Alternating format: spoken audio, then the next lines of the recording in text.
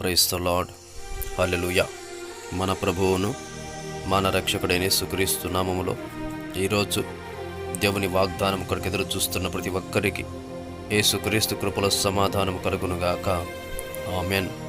ఈరోజు దేవుని వాగ్దానం సామెతల గ్రంథము 7వ అధ్యాయము 2వ వచనం ద్వారా ఈ వాగ్దానం చదువుకుందామండి.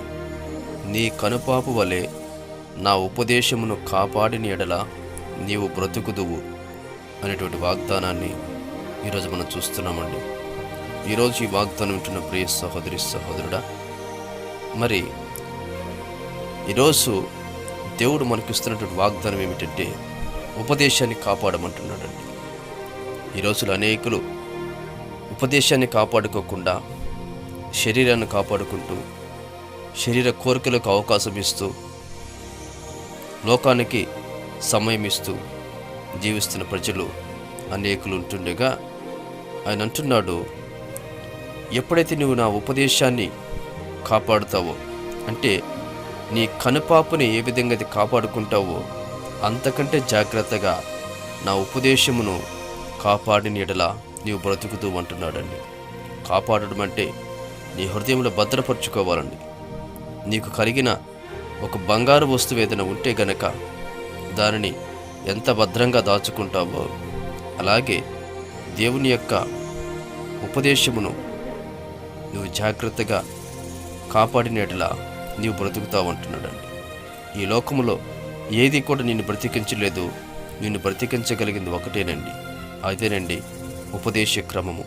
ఉపదేశాన్ని నువ్వు ఎప్పుడైతే నమ్మి విశ్వసించి ఆ యొక్క ఉపదేశాన్ని కాపాడుకుంటావో, నీ హృదయంలో భద్రపరుచుకుంటావో, నీ జీవితాన్ని మార్చుకుంటావో ఆ రోజునే నీవు బ్రతుకుతావు. ఈరోజు ఉపదేశం లేని ప్రజలు అనేకులు ఈరోజు సమస్యల వలన చిక్కుకొని బాధపడుతూ మరి బయటికి రాలేక అనేకులు ఇబ్బంది పడుతున్నారండి.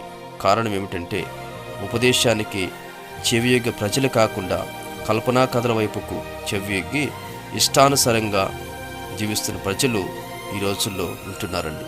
అయితే దేవుడు ఈరోజు మనల్ని ప్రేమించి ఈరోజు మనతో ఒక హెచ్చరిక చేస్తున్నాడు.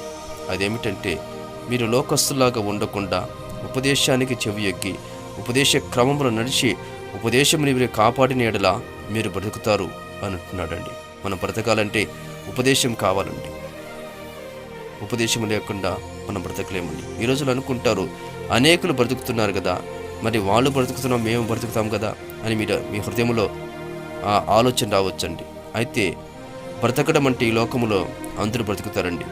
ఈ లోకాన్ని విడిచి వెళ్ళినప్పుడు మనం పరలోక రాజ్యంలో బ్రతకాలంటే, పరమరాజ్యంలో పరమతనే దేవుని యొద్ద మనం నిలబడాలంటే, అక్కడ మనం బ్రతకాలంటే ఉపదేశం అనేది ఈరోజు మనము కాపాడుకుంటే ఈ లోకములో పరలోక రాజ్యంలో మనం బ్రతుకుతామండి. అలాగే ఈరోజు ఉపదేశం అంటే గద్దింపుతో కూడి ఉంటుందండి. అలాగే ఉపదేశం అనేది ప్రతి మనిషిని గద్దిస్తూ సరిచేస్తూ నిత్య రాజ్యానికి సిద్ధపరుస్తూ ఉంటుండండి. అలాగే ఉపదేశం లేని ప్రజలు ఎలా ఉంటారంటే కట్టడలు ఉండవు, ఒక భయభక్తులు ఉండవు, ఇష్టానుసారంగా జీవిస్తుంటారు, ఇష్టం వచ్చినట్లు నడుస్తుంటారండి. అలాంటి ప్రజలుగా మనం ఉండకుండా గద్దింపుతో కూడినటువంటి ఒక జీవితాన్ని మనం కలిగి ఉండి దేవుని రాజ్యానికి సిద్ధపరచబడాలంటే ఉపదేశానికి మనం చెవియొగ్గాలి. ఉపదేశం మనం సరిచేసి నిత్య రాజ్యానికి వారసులు చేస్తుందండి. ఈరోజు ఈ వాగ్దానం వింటున్న ప్రతి ఒక్కరూ కూడా ఉపదేశ క్రమమునకు చెవియొగ్గి మనం బ్రతికే విధంగా ఉండాలని దేవాది దేవుడు కోరుకుంటుండగా ఈ వాగ్దానం వింటున్న ప్రతి ఒక్కరు కూడా స్వతంత్రించుకొని ప్రభు కృపల వర్ధిల్లుదురుగాక. యేసుక్రీస్తు కృప ప్రతి ఒక్కరికి తోడేయండి. ఆయన ఆత్మశక్తి చేత నడిపించబడుదురుగాక. ఆమెన్. హల్లెలూయా.